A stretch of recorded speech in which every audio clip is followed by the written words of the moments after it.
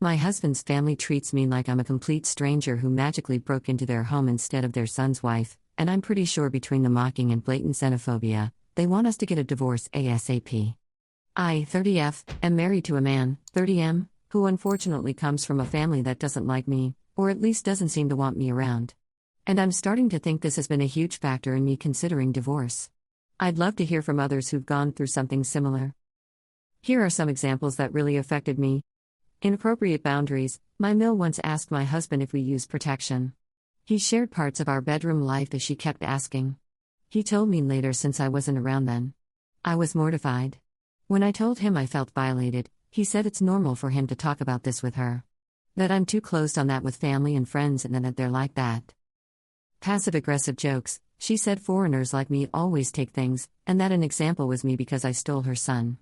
My husband laughed when he told me. Again, she said it when I wasn't around.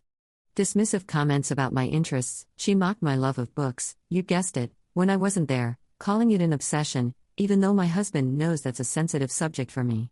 Instead of backing me up, he accused me of being resentful. Weird emotional competition. Before our wedding, she told me flat out she'll always love him more than I ever could and said it seriously, not as a joke. No one at the table said anything. Not even my husband. Constant emotional dumping. She regularly calls crying and venting, even when he's overwhelmed with grief after his father's death. She never seeks therapy and expects him to be her emotional support system. Unhealthy family dynamics. His extended family uses his car without asking, damages it, and laughs it off. One aunt even drove against traffic. He says nothing, even if she was very upset. Yet if I make a small mistake, he corrects me immediately and harshly. They reject my cooking. Whenever I cook at my mill's house, suddenly more people show up, every time, but no one eats what I cook. He says they're just picky, but even her vegetarian aunt refused to try the salad I made for her. The culture. Very recently I've noticed no man in his family, Mill's brothers and nephews, is still married. It's a very matriarchal family where the women form a tight circle and I'm left out. I often sit alone during gatherings while they whisper in the kitchen. Some of them don't even refer to me by name. Resentment or subtle digs. I get the feeling his mom resents me, not just for taking her son, but for being different. They've started making xenophobic comments lately, and I'm an immigrant. So it's hard not to take it personally. Lately all of the extended family are shifting towards radical right discourses against people like me. And yet my husband defends them constantly. He says there's no bad intention, that his mom is just being herself, and I'm too sensitive. He minimizes my feelings and seems more concerned about their well-being and not upsetting them than how I feel. I'm starting to feel invisible. Like I walked into a family where I'll never be truly welcomed. And even though I love my husband, I'm wondering if this is sustainable. Christmas is coming and I honestly don't want to spend another one there. I'm thinking about telling him about divorce before those dates. Has anyone else felt pushed out by their partner's family to this extent? Did it affect your marriage long term? Would appreciate any honest insights. Commenter 1. I don't even know how you get to the point of marrying someone like this. OP. We were long distance. During the pandemic we visited each other but wouldn't see often the extended family. Then we got married to be together. Before marriage, I thought his parents were very loving to me. The only incidents I had were with his dad, and my husband would defend me. Hence me thinking it would be like that with everyone else. The only incident with my mill before marriage was her comment about loving him more than me. I found it very weird but thought it was not a big deal compared to how nice she was. After my Phil's death, the situations I've mentioned dramatically increased. I've been vocal about how disrespected I feel, but he keeps being on her side and all the women in the family. Commenter 2. Here's the thing. It's not the family that's causing the divorce. It's your husband. He's allowing this to go on and not standing up for you. Plenty of marriages work out when in-laws don't like a spouse, but it's up to your husband. He needs to grow up. The family you create has to be more important than your family of origin.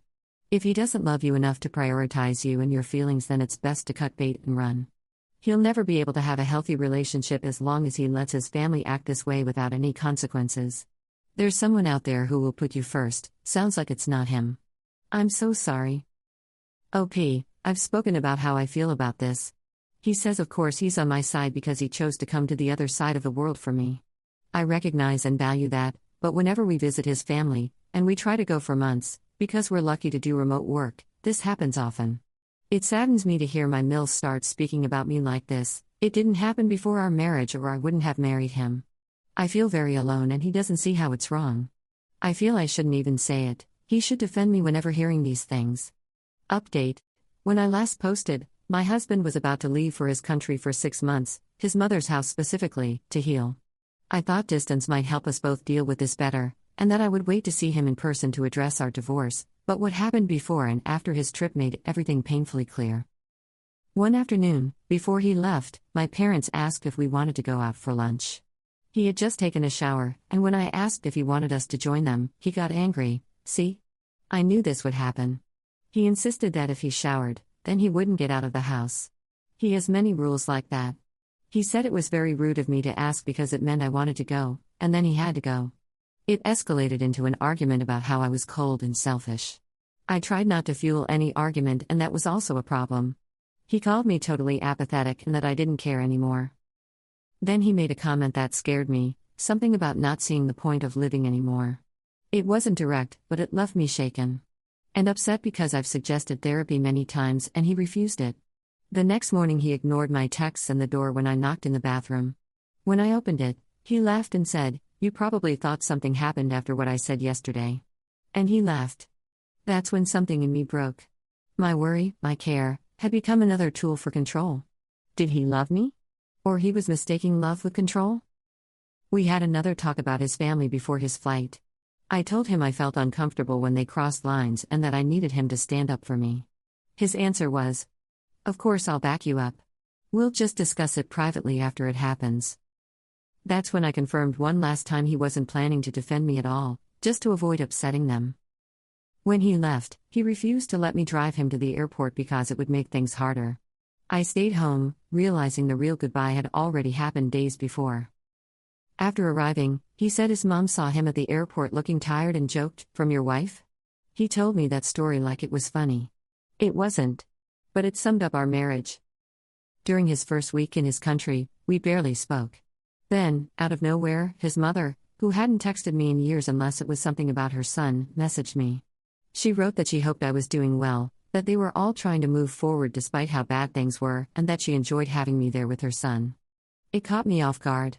I knew she meant it to sound kind, but it felt performative, like she was trying to keep me emotionally connected to him through her. Or like a message saying we are already going through a lot so you better not make it worse. I didn't reply. It was the first time I realized how blurred the boundaries in that family really were. That night he complained about me being cold and rude. I said I asked to speak to him that week, but he said he was busy, so we could speak the next day since it was the weekend. He said no, it had to be now. I asked for him to respect me wanting to speak the next day. Then he flooded me with texts and calls, saying I respect your boundaries, followed by I need you now. Pick up. I'd never do this to you. I won't sleep. The next day, when I asked for a divorce, it was a tough call. He was refusing, saying he'd change. I asked him to respect my decision and the call ended abruptly. Then he sent me a long, emotional letter full of guilt and self-pity saying I treated him like trash, that I controlled everything, and that I hadn't given him a chance to change.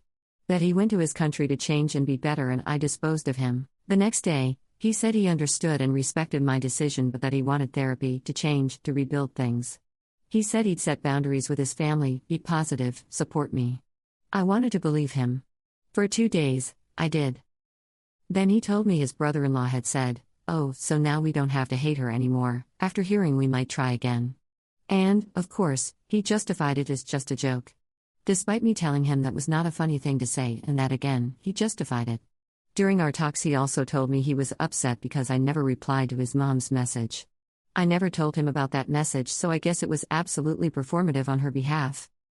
The following day he started blaming my parents now, saying that for our marriage to work, I should stop working seeing them that much, stop going to their city, we don't really go that often unless I have to go to work, and that we should balance family events evenly between his and mine. His family lives on another continent. When I mentioned then we should start making friends in the city we live in, he said it wasn't necessary because we had each other. That's when I realized, he didn't want balance, he wanted control. And with these rules I'd be even more isolated. So I asked for space, not to play games, but to stop the cycle of we divorce, we reconcile, we fight again. We were supposed to text every morning just to let the other know we were well. One day he stopped texting even if I did, so I gave him space too. Yesterday was our anniversary. He said nothing. No good morning, no message. I didn't reach out either. I wanted to respect the silence we both seemed to need. And to be fair, I didn't see anything to celebrate. Then today, he sent a long message full of guilt, apologies, and emotional weight. And immediately after, he blocked me. And somehow, that silence feels like closure already. Because I finally understand that love isn't enough when the relationship requires you to shrink just to keep the peace. It was not just his family. I've discovered through therapy, chats with friends, and self-reflecting that there were a lot of other things going on here. BTW, someone told me after I broke the news that they always felt something weird going on. A day before our wedding, this friend saw my Mill crying and she asked if all was good. My Mill said it's just that my son is in love, and when this friend looked where Mill was looking, she was watching us kiss. I felt very disgusted about this. I also discovered it was his mom that picked my engagement ring. Anyway, I may not ever recover my books and things since he blocked me, but luckily I have a list of all of them and hopefully little by little I can recover them. It's better than what would have happened if I went there. On December I'll go with one of my best friends on the trip I had planned. I'm very excited for that. It's not the amicable ending I wanted, but I for sure have peace and time to know myself again. Thanks for your kind advice and words, everyone. Edit, he blocked me today. 2 weeks ago I said I wanted a divorce and he swore he'd change. That lasted one day. I asked for space because he basically said for the marriage to work I had to see my family less. We don't see them that much anyway, and basically for us to be isolated if he couldn't see his family. I never asked for him not to see them. I realized he confused love with control. Yesterday was our anniversary and today he texted how cruel I was for not texting him. He wrote other hurtful things trying to make me feel guilty and then blocked me. I feel calm and will proceed on my own with the divorce.